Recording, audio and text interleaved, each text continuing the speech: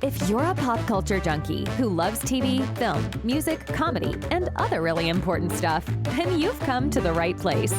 Get ready and settle in for Classic Conversations, the best pop culture interviews in the world. That's right, we circled the globe so you don't have to. If you're ready to be the king of the water cooler, then you're ready for Classic Conversations with your host, Jeff Dwoskin.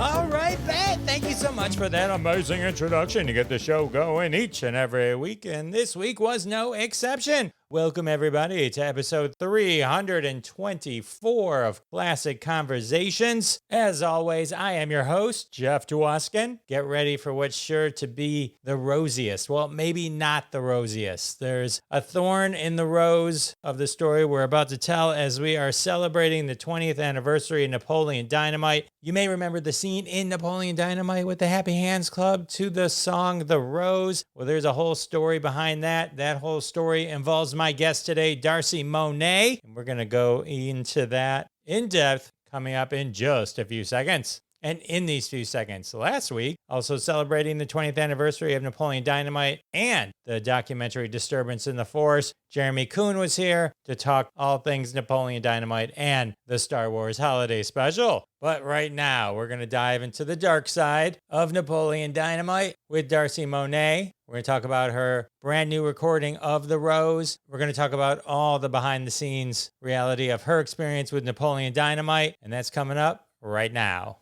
All right, everyone, I am excited to introduce to you my next guest, vocalist, recording artist, award-winning songwriter, vocal coach. Welcome to the show, Darci Monet. Hello. Thank you. So excited to be here. Thanks. So excited to have you here. Got a great story with The Rose and being part of Napoleon Dynamite, and it's been 20 years. I still can't get over how long it's been. Same.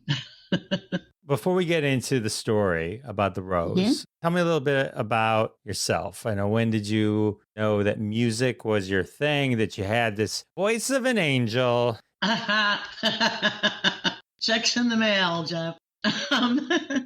Well, I came out singing, basically. My mom says when I was a baby, babies, when they wake up in the morning, they cry because that's all they have to let you know, feed me, change my diaper. But apparently I would just be singing. I'd just be like, la, la, la, la, la. So it's always been a thing. I've always known I'm a big old ham.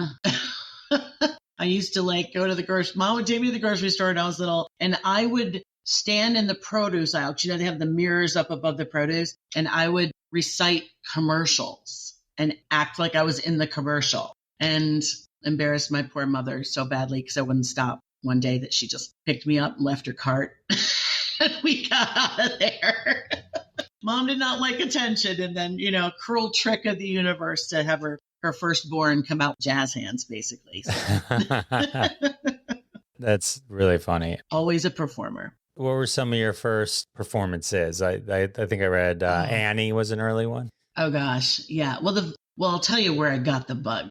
Elementary school Christmas show, holiday show. They stuck me in a cardboard chimney that they painted look like a chimney, a big box. And I had to sing, I Saw Mommy Kissing Santa Claus. And I remember there was a big spotlight on me on the stage and I couldn't see anybody, and I'm singing along the song or whatever. And then the applause, I will never forget that moment. I was like, this is cool. So that was the moment where I was like, yeah, this is what I do for my life now. And I did Annie several times, once as a kid, twice in high school, I think. Never played Annie herself. Who did you play? Well, the first time I was just one of the orphans. And then one time I was Grace, the secretary to Mr. Warbucks. One time I was I had a solo in the NYC song. I was the starlet and always wanted to play Hannigan, but didn't get, the chance to do that. But it's never too late. Yeah, it's never too late. I'm the perfect age now. It's that's a role for me right now. Yeah. And then just, theater all through, school, definite drama nerd. Isn't it fascinating? The reaction you had where you're like, oh, I got the bug is the same thing. What happened, 74, I think it is, % of the United States would rather die than have that feeling in front, right? They'd rather be in the casket than give the eulogy, and be in front of people, right? Yeah. And it's like the fear of public speaking or being in front of someone. But you had the opposite. Never had it. I'm like, seriously, there's never been a crowd that scared me ever. It's interesting, like the thing. It's with my students as a coach. I'm like, well, my students who come in who are shy, and I'm like, I don't get you. I don't know how to help you. It's just a thing. But yeah, bless their hearts. It's like cilantro. Some people get right. Like, I love cilantro, by the way. I love cilantro. My wife hates it, but it makes it rough when we want to order an appetizer. It's like, can you take the cilantro out, please? I know. I know, it's tough. All right. So when did you start doing it professionally? Like, when did you realize, oh, okay, like I'm in the plays, I'm an orphan, Annie orphan, not at the time. Yeah, right. Well, when I was 15 years old, the first time I got paid to sing ever was singing at a church service. And it was one of those rowdy churches, with the everybody's singing, everybody's raising hands and blah, blah, blah. I grew up in a very religious environment. So I was singing at this church and they passed a plate for me. At 15 years old, I think I got like $500 from them passing the plate. And I was like, this isn't bad, So that was like the first time. But I had already known at that point that my dream was really, I was already writing songs by then, begging my parents for voice lessons. I had already had piano and violin. And every time I'd buy a record, I would dating myself here, bring the LP home, and I would immediately pull out the liner notes and read every single thing, and had started to learn the names of the people who were singing in the studio, singing backup. They were my first rock stars, really. I was like, so this can be a job. People can do this and get paid. That's what I want to do. And maybe I'll do a record deal too. Maybe because, you're a teenager, you just think you can get one, right? I thought I'd try to get a record deal and then, pay the bills by being a studio singer. And that was the original goal. And still my favorite place in the world, my happy place is being in the studio for sure. Excellent. Yeah. How long into your career was it that your song ended up on Napoleon Dynamite in the movie? Okay. Well, so I went to college, born and raised in upstate New York, started college there.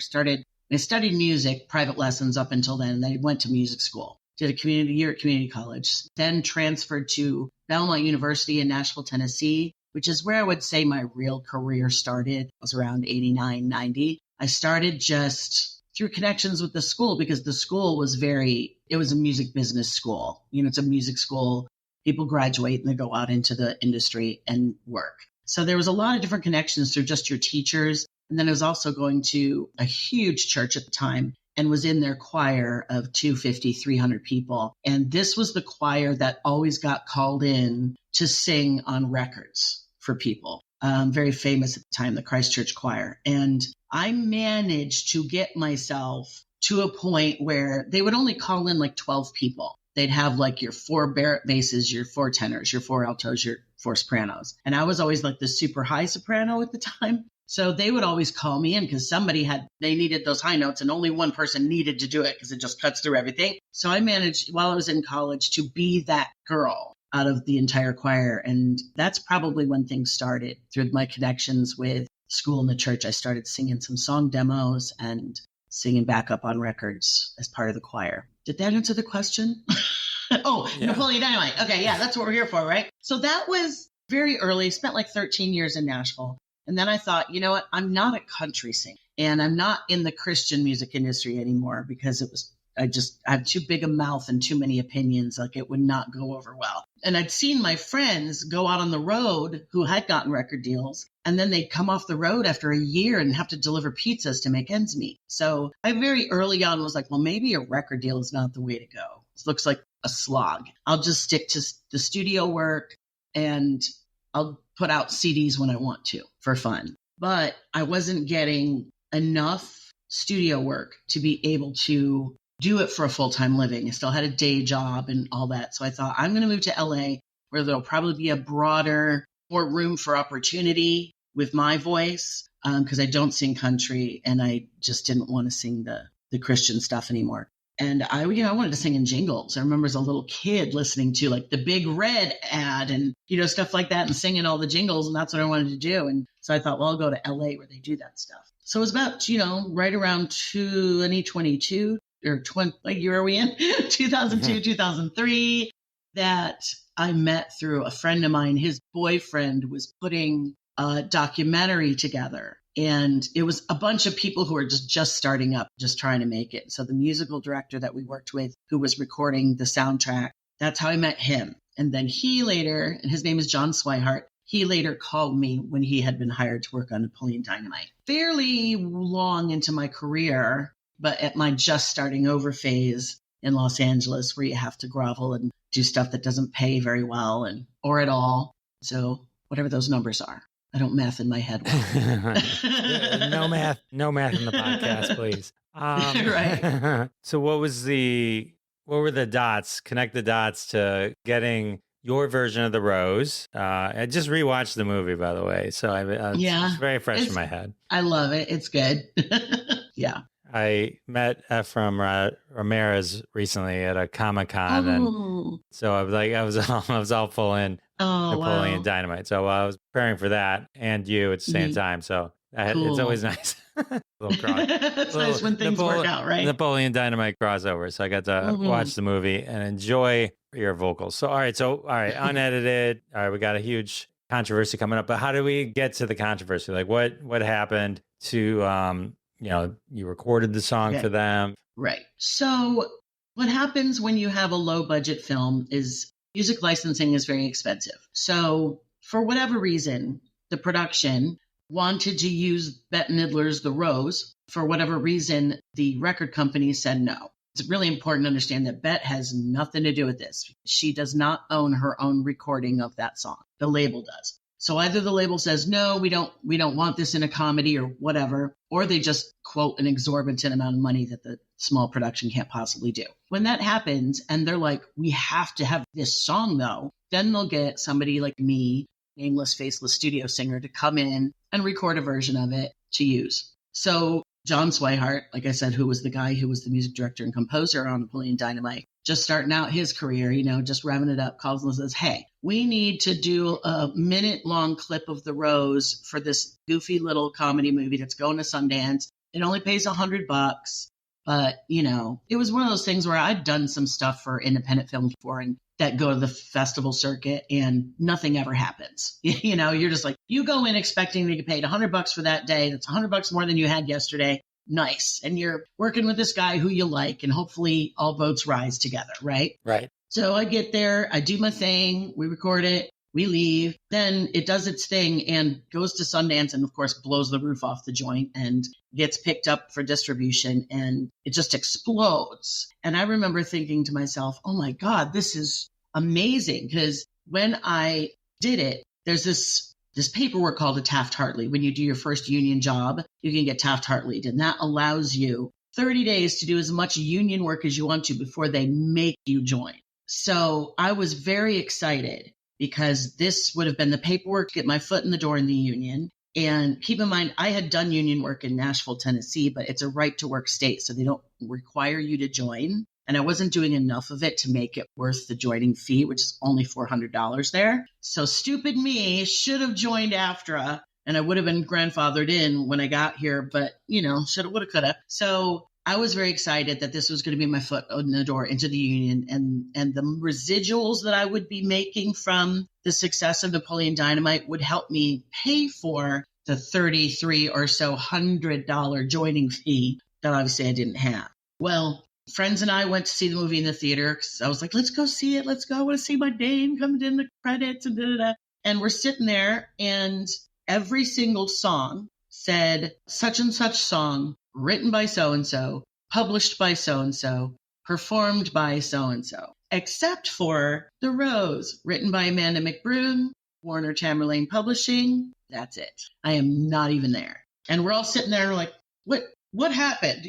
And so then, long story short, they didn't credit me. And I didn't even know that they hadn't filed my Taft-Hartley until a couple of years later when John reached out to me again his career blew up. He got hired to be the musical director and composer on How I Met Your Mother.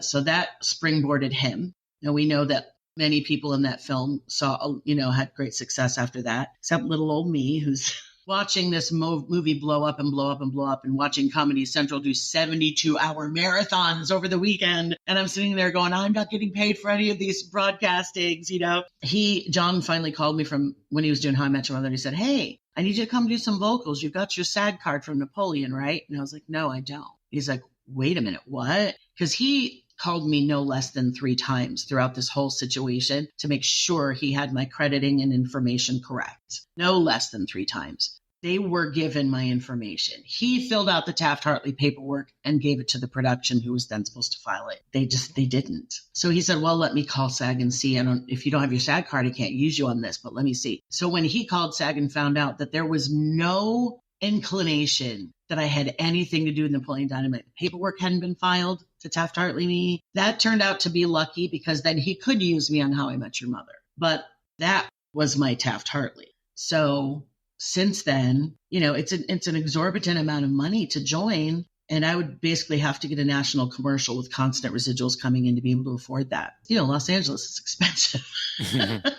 So that's pretty much what happened. And I hired a lawyer and we filed a complaint, and just nothing ever moved with it. And years later, I just stopped talking about it. Like, if that movie came up, I would pivot that conversation so fast, because it should have been my quote big break, and it wasn't. And that stuff happens all the time in this town, but I'm pretty knowledgeable about reading fine print and things. And I know I didn't sign away my rights to anything, including getting paid, certainly not to the credit. So it was a humiliating for me experience. I just started to, I like to say, wither on the vine. I can look back now and go, that's when I stopped. I quit.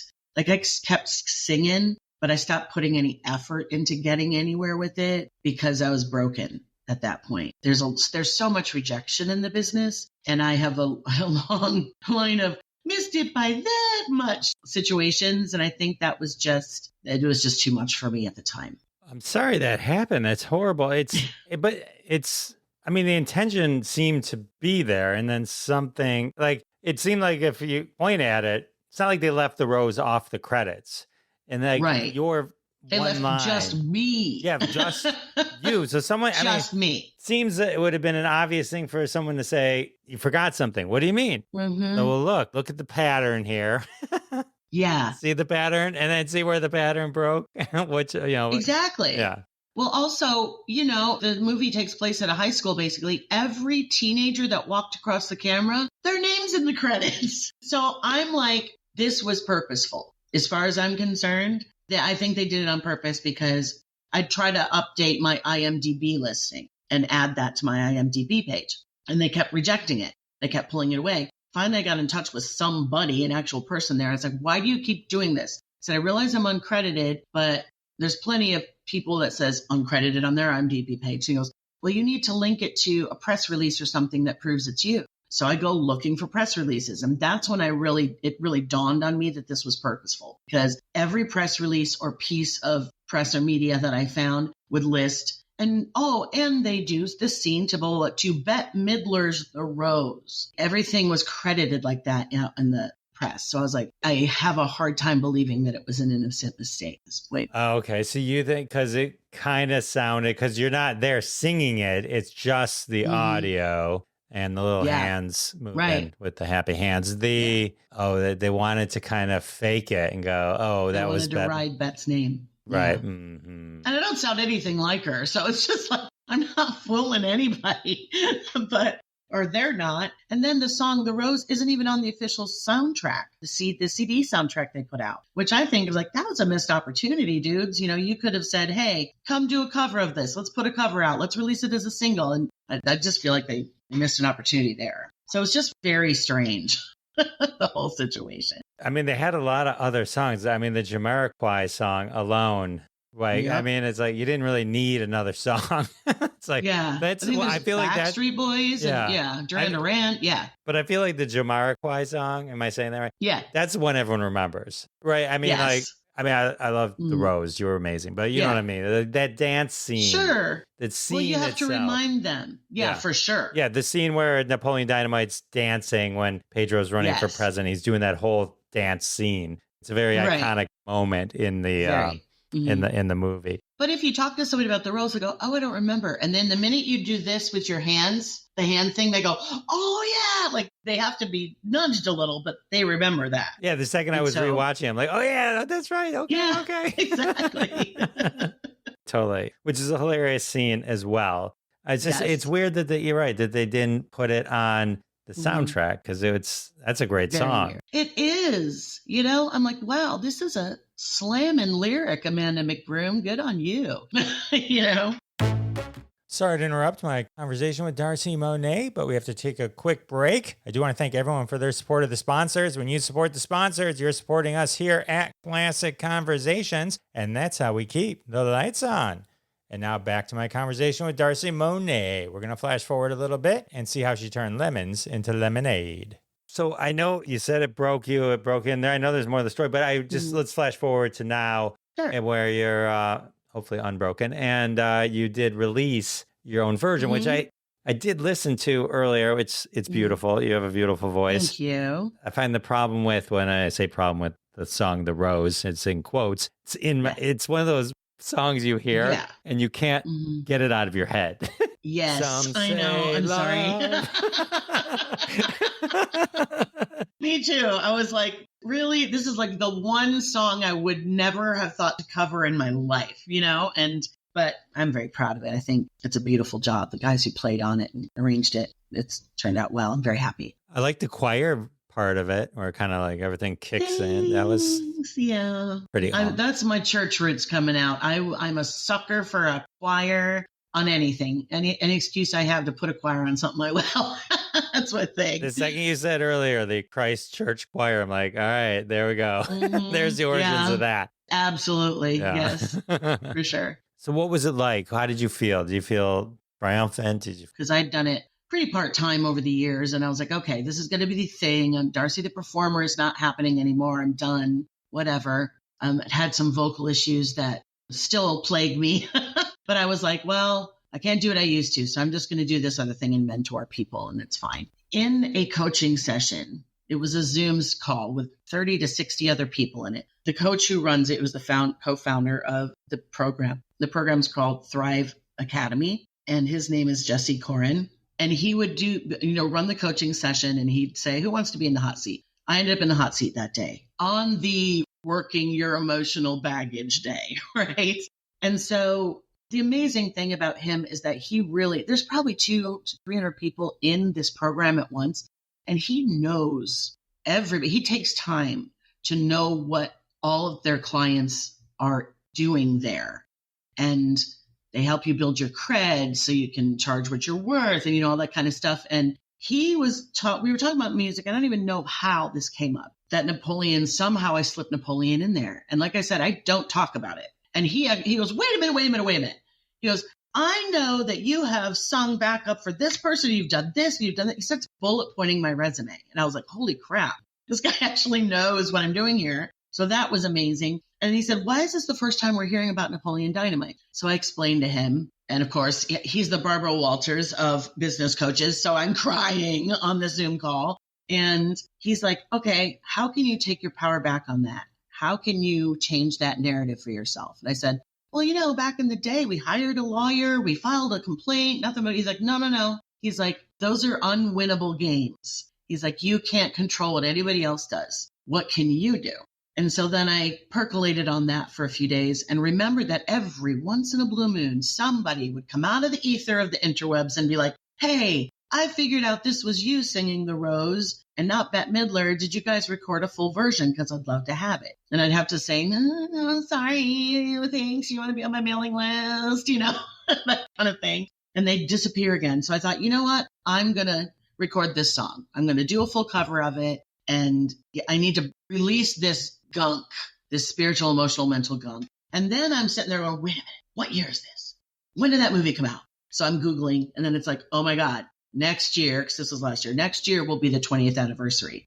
That just sounded like a huge sign from the universe going, here you go. You're supposed to do this, jump on it and get going. And when I decided to do that, everything just kind of fell into place. My dear friend, Levi Christ, who has been a frequent collaborator in my career as a songwriter and stuff, Tony Award winner Levi Christ, helped me arrange the song. He played the piano on it. And then one of my students who's in a band, a wonderful band, he said, hey, why don't you let us play on that? Because we grew up on that movie. We love that movie. We think you're the shizzle. Caught myself because that's you singing. We're so excited. We would love to do this for you. So it just all fell into place. So as things moved along, I started to feel lighter and lighter about it. I started to release it, that the negativity and the brokenness. And now I say, people go, oh, what have you done in your career? And I was like, the first thing I say now is like, well, I'm the girl singing the Rose of Napoleon Dynamite. Remember this? Because I used to not even say that. And I'd just bullet point other things. So it feels good to be able to celebrate my part in this it was a huge cultural phenomenon. People were like, people still dress up like them for Halloween and wear Vote for Pedro shirts and stuff. Like, it's time for me to be proud of my part in that and time to let the world know that it was me. Absolutely. I think it's a great, I don't want to say comeback story, but it's a great bookend. It's a great bookend to that story. Yeah. Napoleon Dynamite isn't, as I was looking at your website and some of the folks you've worked with, I mean, we could just focus on Dolly Parton alone. Yeah. I mean, what did you do with Dolly? She's like the greatest. She talk about a country person that but everyone loves her. You know what I mean? Everyone. It's like she crosses everything. Mm-hmm. And I'll tell you this, she is exactly who she is in private or on screen. Dolly is always Dolly. I've done a few things, sung on a couple of her records, one with the Christchurch Choir when she covered a gospel song called He's Alive and sang it on the CMAs. Got to sing that with her, and that was an amazing moment. And then she did an album of covers called Treasures. I'm singing on a couple of those. Now, what you have to understand is that the artist is rarely in the studio with you when you come in to sing these parts. So I didn't actually get a chance to meet her until we did a live performance for, I think it was the Dove Awards, which are the Christian Grammys. She came and sang He's Alive on that. And so it was just fleeting because I was part of the choir, but I was just so impressed with just, how tiny she is. She's the tiniest one. Her hair is bigger than the rest of her, including her boobs. But she's itty bitty and just so sweet and just exactly the way we always see her is how she is. Well, let's get going. That sure sounds good. Thank you. And then she's just the sweetest. And that was awesome. Who of all the people you perform with were you the most giddy to perform with? Well, Dolly was up there, but I have to say my moment with Steve Winwood is, I like to call that 7 of my 15 minutes of fame. 7 minutes of my 15 minutes of fame. We were singing for, Nashville has a charity golf tournament every year called Tin Pan South. And I was working with the son of the man who wrote Delta Dawn, Alex Harvey, may he rest in peace. He was like a mentor to me in those days. And he called me to be part of the house band for one of the concerts. Every day would end in a concert. So this was just like a whole bunch of different people, huge songwriters whose names you might not know, but you know their songs because they're very famous songs.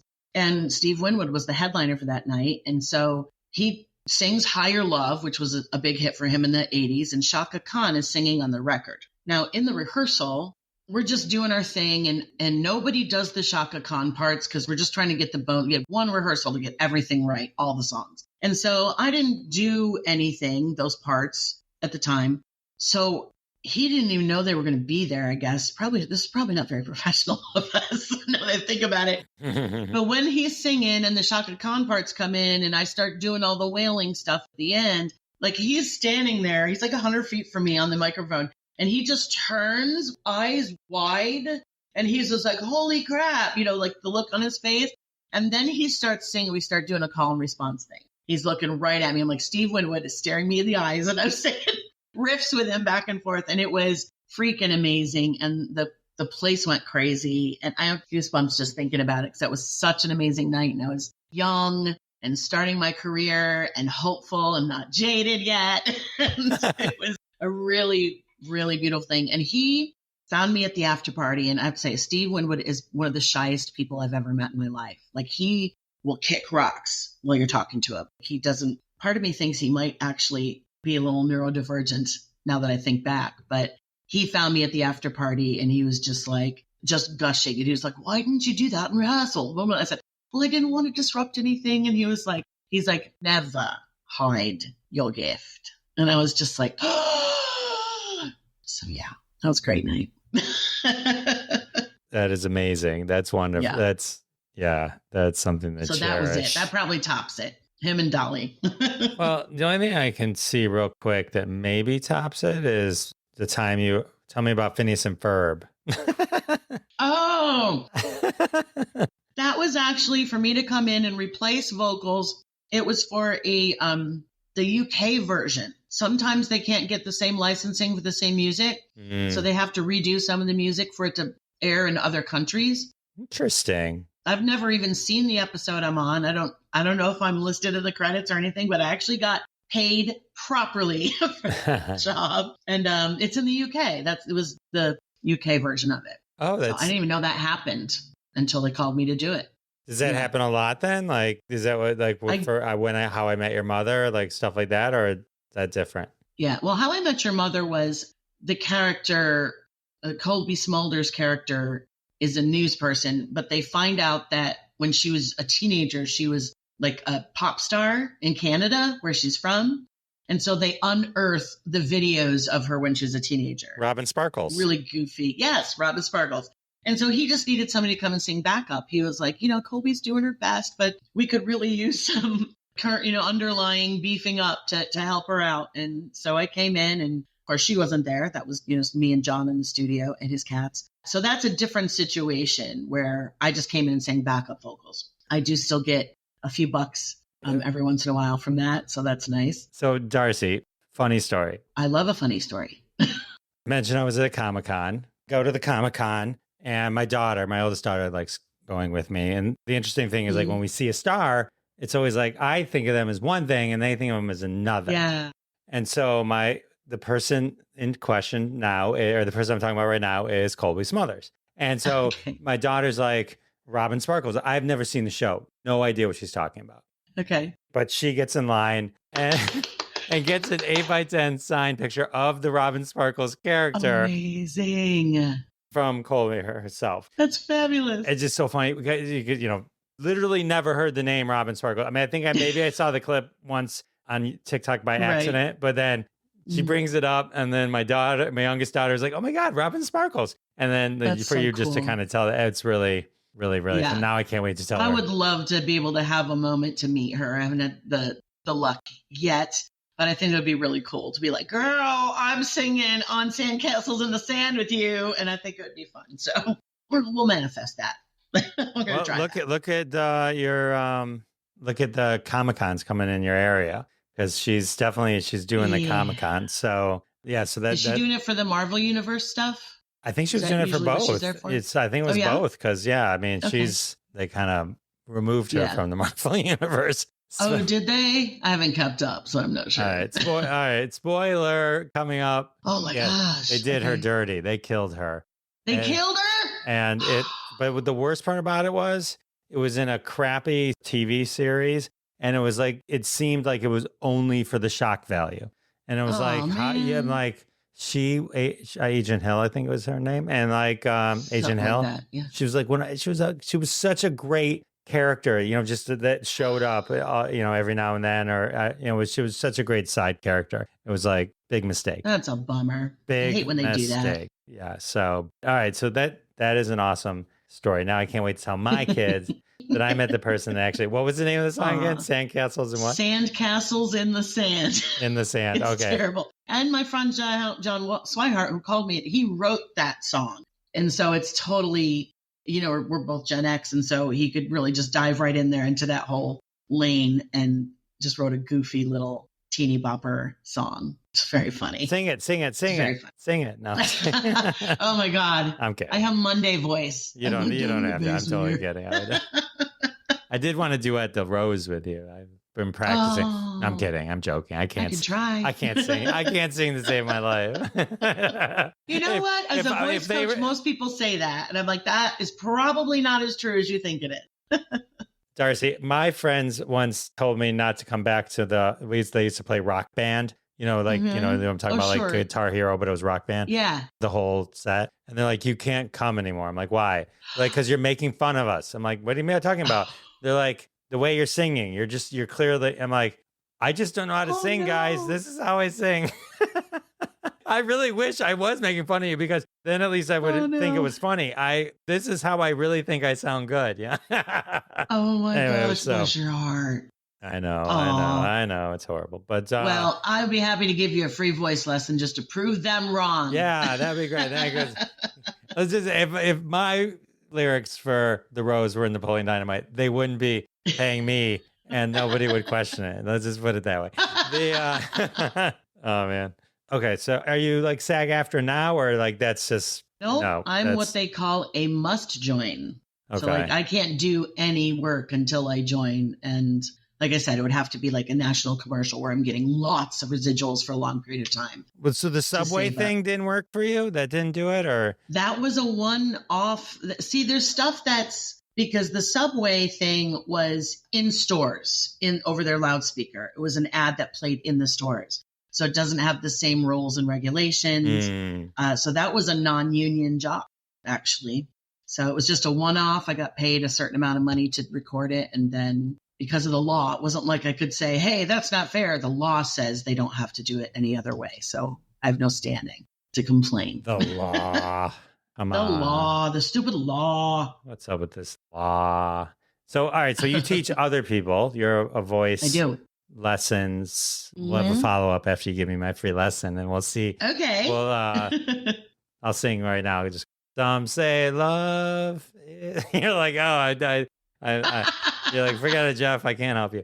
No, but in the follow-up, I'll sing the same lyric. No, I'm just kidding. So, all right. So how did you get into the voice lessons and teaching other folks? Well, I kind of off and on here and there coached like friends who needed some help, but I didn't do it as a job until the housing crash in 2008 or so. I was working in the housing industry. I had a day job at a title insurance company. And whenever the market dips, they lay off a bunch of people. And then when it picks back up, they rehire them again. Like that's the nature of the business. Somehow they kept me through the whole time, all those dips until that housing crash. And then I figured out they had me training a guy in the Philippines over IMs because he was going to be my helper. And I saw the writing on the wall. I just started socking my money away. It's like, they are going to can me. I'm training my replacement. And that's sure enough what happened about 6 months later. And I was like, okay, well, I guess. And at the time, there weren't any jobs to be had. Like right now, with inflation and everything, the job rate, like if you want a second job, they're out there to be had. But at the time, that wasn't the case. So I thought, well, I guess I'm going to go for this music thing. Even though this was after Napoleon Dynamite, I still had ideas that I could still find a way to make a living as a musician. And I was like, let's get started by officially starting to coach people. And so that's when I started. And I did not know what the hell I was doing at all. But people trusted me. Most famous pupil, or can't you say? I don't know that I have any super famous people. Like my friend Levi Kreis, who I wrote with and who already has a Tony, I helped him prepare for auditioning for the Broadway tour of Hadestown, and he got that job. I've coached some people. I've coached a lot of people who are more behind the scenes people. I've got some kids in some bands that are starting to get attention. Keep your eye out for the Tox Hards. They're a great rock band. And Silent Rival is kind of electro pop rock. But then I have a girl who originated a role in Rent, came to me for some lessons. I have people who were majorly like dancers, like Dancing with the Stars dancers, and then would come and try to work up because they also sing. You know what I mean? So I have a lot of behind the scenes people. You wouldn't know. They're working in the industry, but you might not know their names. Got it. Situation so far. Your podcast. I want to let you plug your podcast. Oh, thank you. But before we get to that, in the song placements where it says Kiss the Bride. The movie is a tiny little indie movie with Tori Spelling, and she didn't even show up for the premiere. So. Oh, well, Tori Spelling. Okay. All right. Yeah. Okay. Tell me about your podcast.